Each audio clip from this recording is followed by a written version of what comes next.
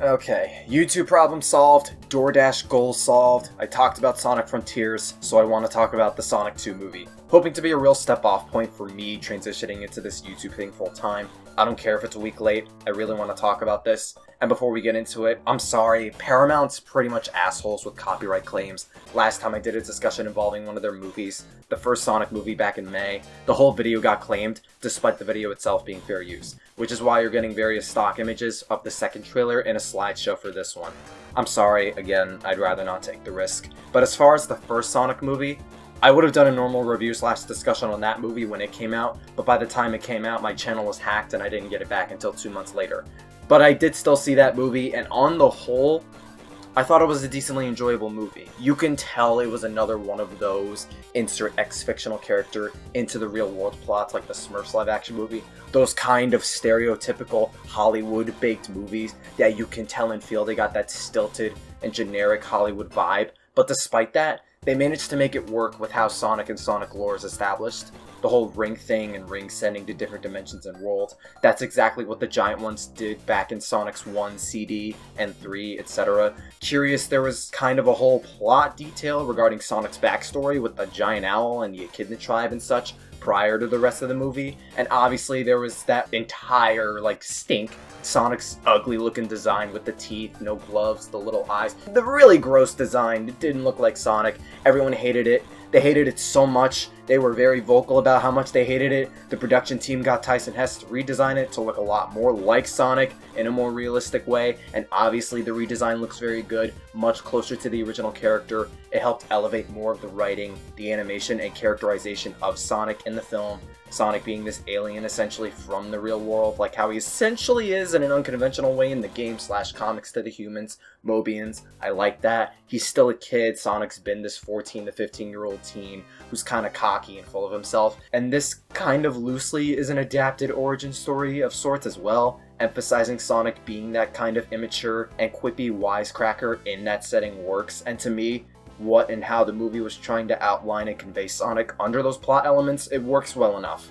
The characters in general were well written and enjoyable. Jim Carrey felt more like Jim Carrey than Dr. Eggman / Dr. Robotnik, but there wasn't much about it outlandishly or horribly bad, but nothing insanely spectacular either. Yet most of the stuff it did do, to me anyways, was still enjoyable and satisfactory enough that I do not regret seeing the movie. I was fine with how they wrote Sonic, how they adapted the little guy into the cinematic live action film, and it did so well, especially for a video game movie sales and reception wise. It's now getting a sequel. We'll put a pin on the first movie's success and the sequel's future for now. We got the trailer last week at the Game Awards. Everyone loved it, and I loved it as well. And this will lead to one of the best things about this trailer and the Sonic 2 movie as a whole, at least for me.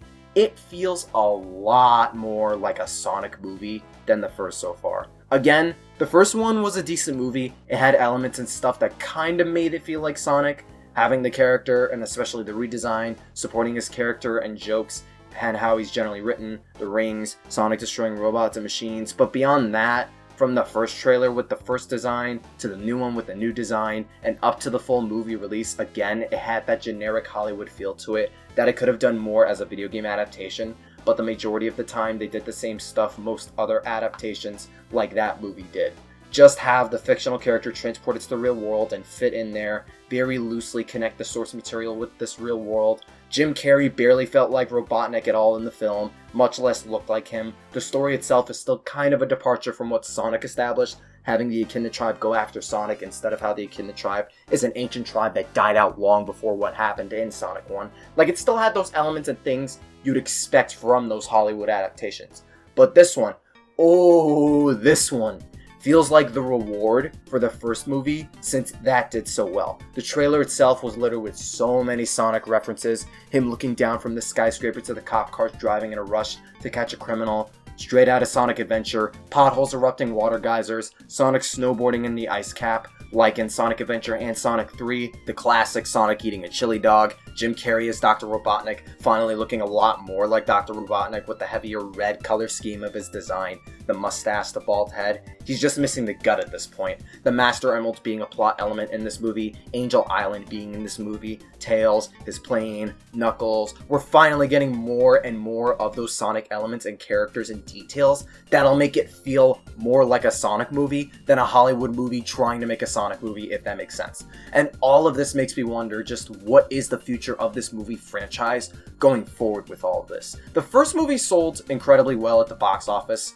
It was received generally well, and this sequel's trailer so far is doing insane numbers. It hit trending a while ago on YouTube and Twitter. It's amassed over 18 million views within the first week. That's insane. There's been a plethora of memes and talks surrounding the sequel trailer across all social media, especially regarding Knuckles, which I'll get to in a bit. But we can all agree it's a safe bet. This next movie is going to do at least just as good as the first one, maybe even better. But if that first movie was enough to warrant this sequel, it makes you wonder how will they approach more Sonic movies after this one, assuming this will hit the same financial and critical success of the first one. Because this is called Sonic 2, and a large amount of its marketing material is gearing more towards Sonic 2, the game, but we have Knuckles, we have Angel Island, the Master Emerald. A large chunk of that same marketing is also gearing towards Sonic 3 and Knuckles. They're combining essentially Sonic 2 and Sonic 3 into one movie, which, as a plus, it'll serve to make it more interesting and engaging for both non-Sonic fans and actual Sonic fans alike, since we can't expect either a one-to-one recreation of Sonic 2 nor 3 with this, right? We've yet to know whether the rest of the Chaos Emeralds will be in this movie since the Master Emerald's there.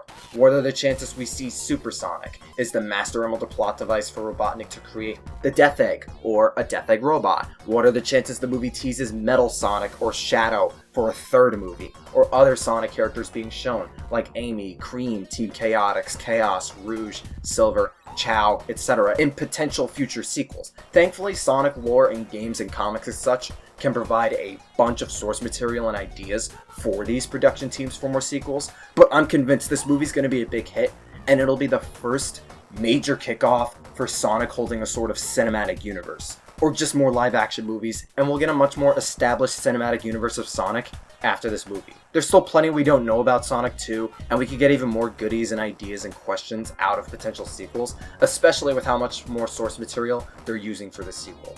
I genuinely think the trailer and whole situation surrounding Sonic 2, it's foretelling us to expect more and bigger, greater things out of live-action Sonic, and this sequel's only the beginning.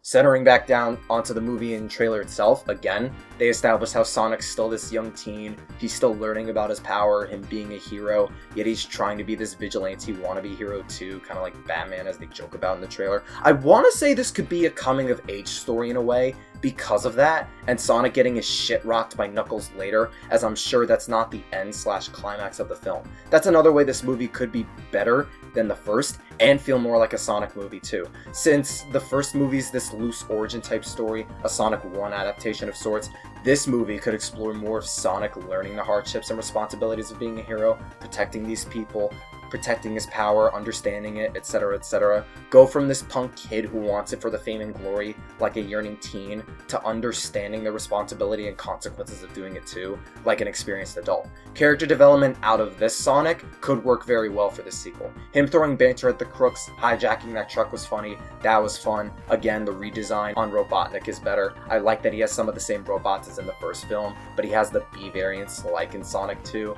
I also like how Agent Stone, Robotnik's assistant, is running this coffee shop at first. I thought it was a generic Starbucks, but nah, it's Mean Bean Machine. You pause, look at the chalkboard menu, Mean Brew, beans on deck, Mean House Blend. Agent Stone's been running a Mean Bean Machine. Again, the trailer and movie are brimming with a lot more and varied Easter eggs to many Sonic games. The Master Emerald being a plot element's awesome, it looks cool. I'm curious whether we're getting the Chaos Emeralds or not. It's possible, especially with this Angel Island and Knuckles thrown in the mix, but I could see them just banking on the Master Emerald only and call it a day.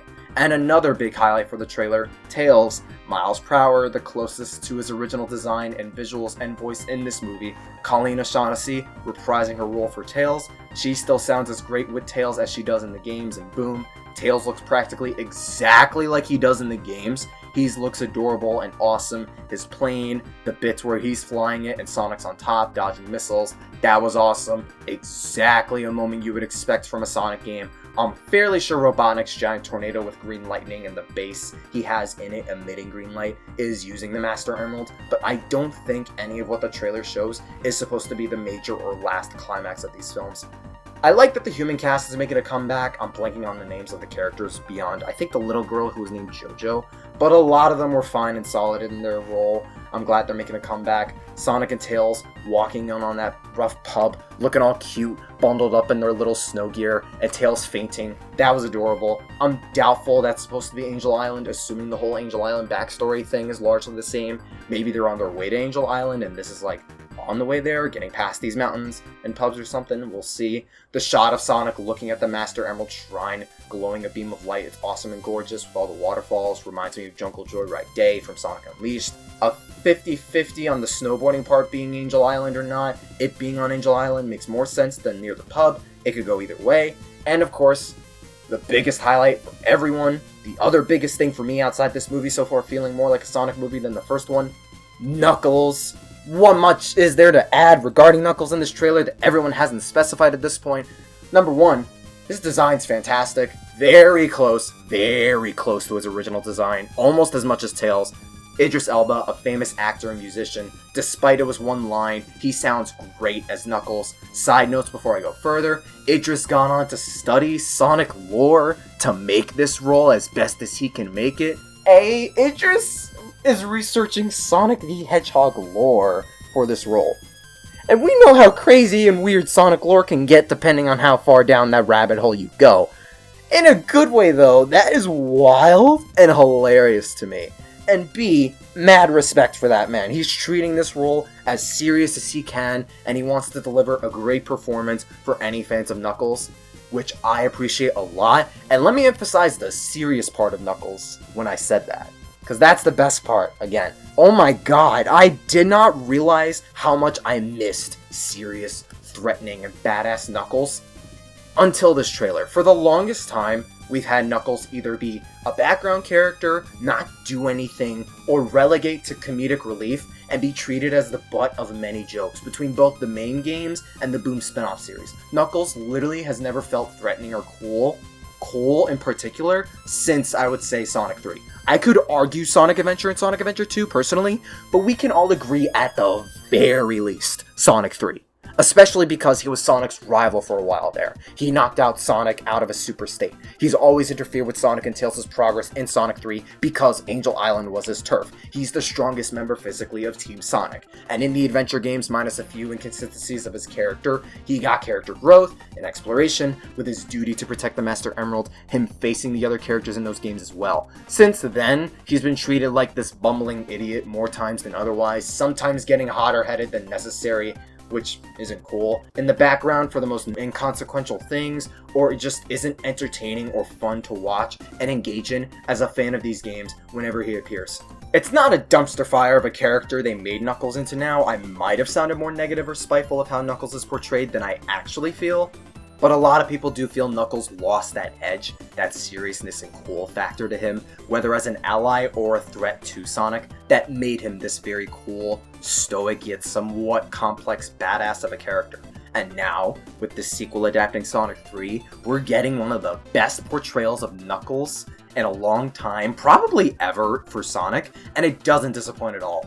Another side note, the Sonic 2 movie in Japan is being called Sonic vs. Knuckles, Tails making up the verses in that version's logo. If that isn't the coolest thing or foreshadow for this movie, alongside Knuckles blocking Sonic's spin attack or spin dash, and Knuckles being all, "Do I look like I need your power?" Dude, Knuckles has never looked so freaking raw in such a long time. I love that moment. He punches him into the ground. I wish more Sonic games conveyed this Knuckles in a cooler, more intimidating manner like this. This was so cool for both the movie and Knuckles as a character, and it's such a breath of fresh air from the mass amounts of comedy they tried throwing into either the series, the character, or both. Boom Knuckles' comedy works for the most part, don't get it twisted, but Knuckles, when he's serious and trying to be threatening, is a bigger, better treat in my opinion, and this trailer cements that. Everyone loves this scene. It's already iconic, there's so many memes, it's cool, it's raw, it's visually stunning, it's just cool. Cool is quite literally everything about Knuckles and Sonic 2 in a nutshell. It is the coolest thing about the trailer, and something that's going to make this movie for millions of people. Day one, I am there for this movie. It's catering a lot more to hardcore Sonic fans than the first movie did, but narratively it looks to be more interesting and engaging with incorporating not just Tails and a more faithful Dr. Robotnik, but also Knuckles and the Master Emerald, adapting Sonic 2 and 3 into one movie. How they've portrayed Knuckles so far is incredible. Tails is great, Ancient Stone and Robotnik is cool, the Sonic bits obviously are good and cool. Hopeful Sonic gets some kind of character arc or story in this, since it's off the heels of the first movie, where he's still a kid here. Curious if there are any other surprises this movie has, whether Chaos Emeralds, the Death Egg, a Death Egg robot, Super Sonic, Metal Sonic, a shadow tease for a third movie, maybe, Amy, other potential surprises I'm blanking on, who knows. It only comes out in 4 months. This movie is going to be such a fun time, and I can't wait to share my experience with that movie with you all when it comes.